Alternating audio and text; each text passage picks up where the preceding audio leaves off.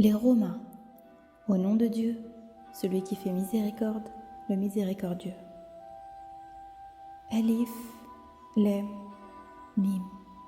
Les Romains ont été vaincus dans le pays voisin. Mais après leur défaite, ils seront vainqueurs dans quelques années. Les commandements appartiennent à Dieu, avant comme après cela. Ce jour-là, les croyants se réjouiront de la victoire de Dieu. Il donne la victoire à qui il veut. Il est le puissant, le miséricordieux. C'est une promesse de Dieu. Dieu ne manque pas à sa promesse. Mais la plupart des hommes ne savent pas. Ils connaissent un aspect de la vie de ce monde et ils sont indifférents à la vie future. N'ont-ils pas réfléchi en eux-mêmes? Dieu n'a-t-il pas créé les cieux et la terre et ce qui se trouve entre les deux en toute vérité et pour un temps déterminé? Beaucoup d'hommes, cependant, nient la rencontre de leur Seigneur. Ne parcourent-ils pas la terre et ne voient-ils pas quelle a été la fin de ceux qui ont vécu avant eux et qui les surpassaient en force? Ceux-ci avaient labouré la terre et l'avaient peuplée. Puis, plus qu'ils ne l'ont fait eux-mêmes, les prophètes leur avaient apporté des preuves évidentes. Ce n'est pas Dieu qui les a lésés, ils se sont fait tort à eux-mêmes. La fin de ceux qui faisaient le mal a été mauvaise. Ils traitèrent de mensonges les signes de Dieu et s'en moquaient. Dieu donne un commencement à la création, puis la renouvellera. Vous serez ensuite ramenés vers lui. Le jour où se dressera l'heure, les coupables seront désespérés. Ils ne trouveront pas d'intercession parmi ceux qu'ils associent à Dieu et ils seront infidèles à ceux qui lui associent. Le jour où se dressera l'heure, ce jour-là, ils se diviseront entre eux. Ceux qui croient et qui accomplissent les bonnes œuvres se réjouiront alors en un parterre fleuri. Quant aux incrédules, à ceux qui traitent de mensonges nos signes et la rencontre de la vie future, voilà ceux qui seront en proie au châtiment. Gloire à Dieu, quand vous parvenez au soir et que vous vous retrouvez au matin. Louange à lui dans les cieux et sur la terre, la nuit et au milieu de la journée. Il fait sortir le vivant du mort et fait sortir le mort du vivant. Il rend la vie à la terre quand elle est morte. Ainsi, vous fera-t-il surgir de nouveau. Parmi ces signes, il vous a créé de poussière, puis vous voici des hommes dispersés sur la terre. Parmi ces signes, il a créé pour vous, tiré de vous, des épouses, afin que vous reposiez auprès d'elles, et il a établi l'amour et la bonté entre vous. Il y a vraiment là des signes pour un peuple qui réfléchit. Parmi ces signes, la création des cieux et de la terre, la diversité de vos idiomes et de vos couleurs. Il y a vraiment là des signes pour ceux qui savent. Parmi ces signes, votre sommeil, la nuit et le jour, votre recherche de sa grâce. Il y a vraiment là des signes pour un peuple qui attend. Parmi ces signes, il vous montre l'éclair, sujet à la fois de crainte et d'espoir.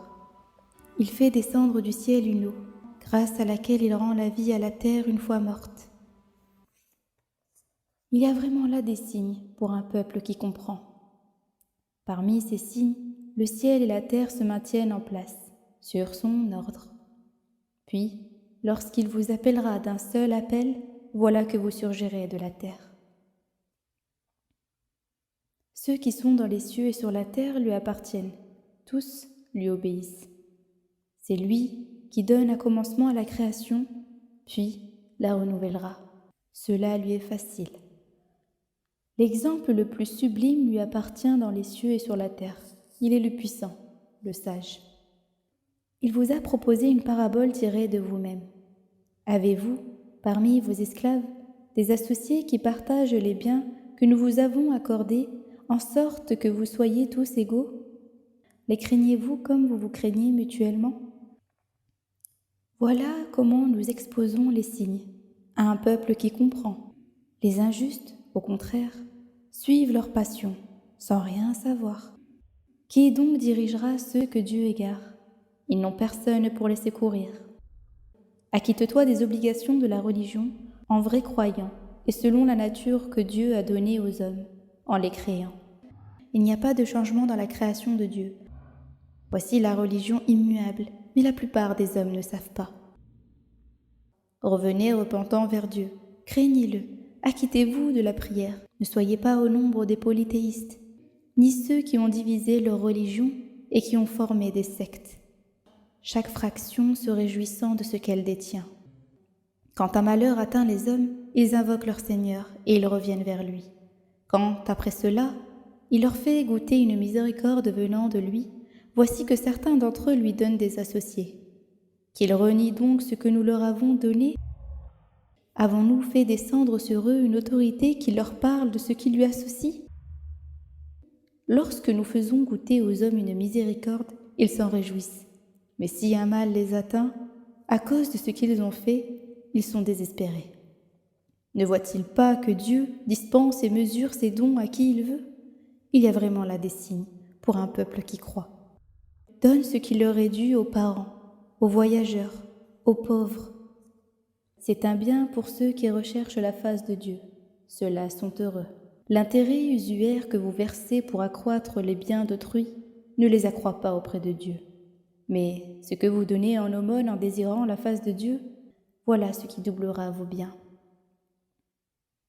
C'est Dieu qui vous a créé, il vous a ensuite accordé vos moyens de subsistance. Puis, il vous fera mourir, après quoi, il vous fera revivre. Existe-t-il un seul de vos associés capable de faire quelque chose de semblable à cela? Gloire à lui, il est très élevé au-dessus de ceux qui lui associent. La corruption est apparue sur la terre et sur la mer par suite des actes accomplis par les mains des hommes, afin que Dieu leur fasse goûter une partie de ce qu'ils ont fait. Peut-être reviendront-ils. Dis, parcourez la terre et voyez quelle a été la fin de ceux qui vécurent autrefois. La plupart d'entre eux étaient polythéistes. Acquitte-toi des obligations de la religion immuable avant que vienne de la part de Dieu un jour inéluctable. Les hommes, ce jour-là, seront séparés en deux groupes. Ceux qui auront été incrédules subiront les conséquences de leur incrédulité. Ceux qui auront accompli des bonnes œuvres en recueilleront le bénéfice. Ainsi, Dieu, par sa grâce, récompensera ceux qui auront cru et qui auront accompli des bonnes œuvres. Il n'aime pas les incrédules. Parmi ces signes, il déchaîne les vents annonciateurs de bonnes nouvelles, pour vous faire goûter quelque chose de sa miséricorde.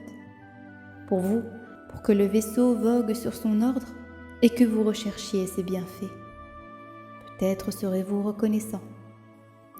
Oui, nous avions envoyé avant toi des prophètes à leurs propres concitoyens, auxquels ils avaient apporté des preuves décisives. Nous nous sommes vengés de ceux qui commettaient des crimes, et ils étaient équitables pour nous de secourir les croyants.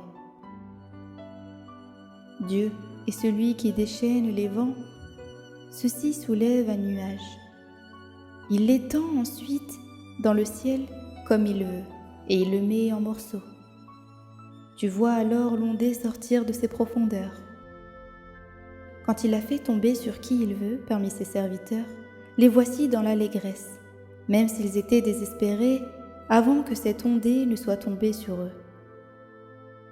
Considère les traces de la miséricorde de Dieu et comment il fait vivre la terre après sa mort. Tel est, en vérité, celui qui rend la vie aux morts. Si nous déchaînons un vent chargé de sable, les hommes demeurent incrédules.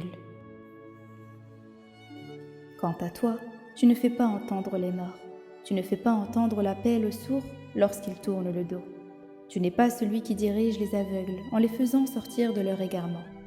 Tu ne fais entendre que ceux qui croient à nos signes, ils deviennent alors soumis à Dieu. Dieu est celui qui vous a créé faible. Après la faiblesse, il vous donne une certaine force. Puis, après vous avoir donné la force, il vous réduit à la faiblesse et à la vieillesse. Il crée ce qu'il veut. Il est celui qui sait tout, le puissant. Le jour où se dressera l'heure, les coupables jureront qu'ils ne sont restés qu'une heure dans leur tombeau. Telle est leur stupidité. Tandis que ceux qui ont reçu la science et la foi diront « Oui, vous êtes inscrits dans le livre de Dieu jusqu'au jour de la résurrection. Voici venu le jour de la résurrection, mais vous n'en savez rien. » Ce jour-là, l'excuse des injustes sera inutile. Personne ne les écoutera favorablement. Nous avons proposé aux hommes toutes sortes d'exemples dans ce Coran.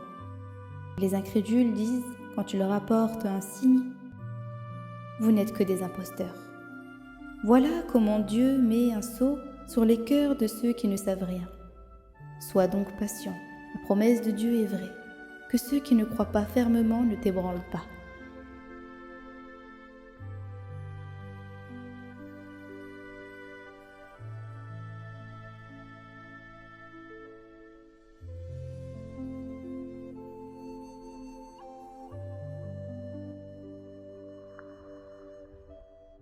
Sourate la victoire.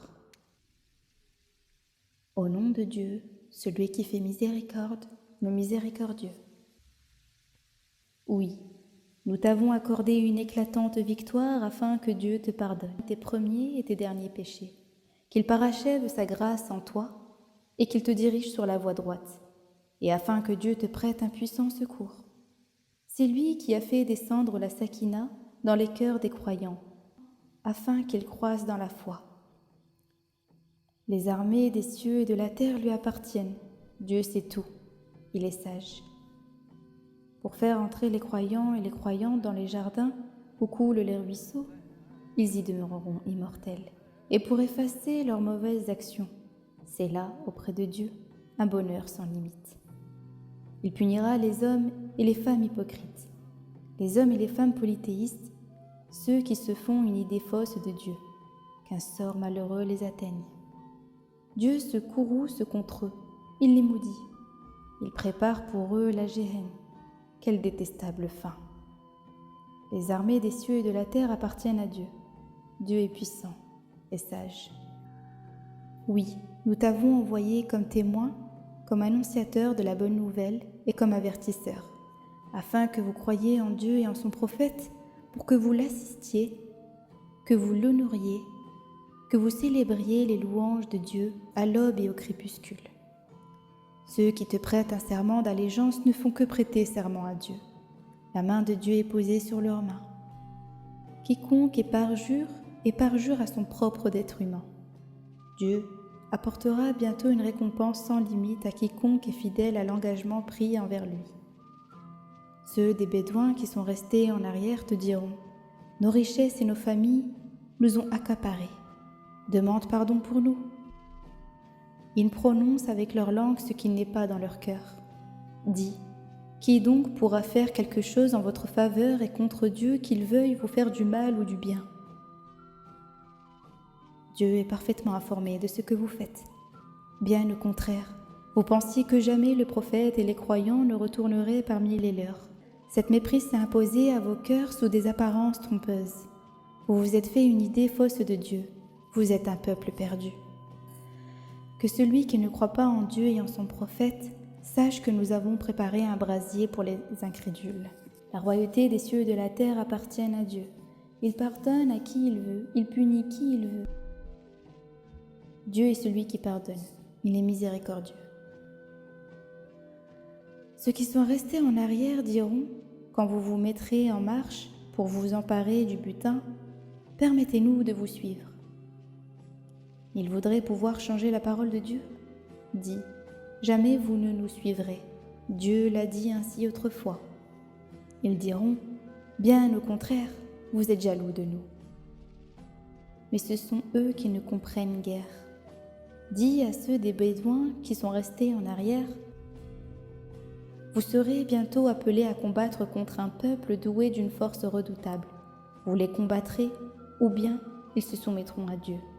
Si vous obéissez, Dieu vous donnera une belle récompense.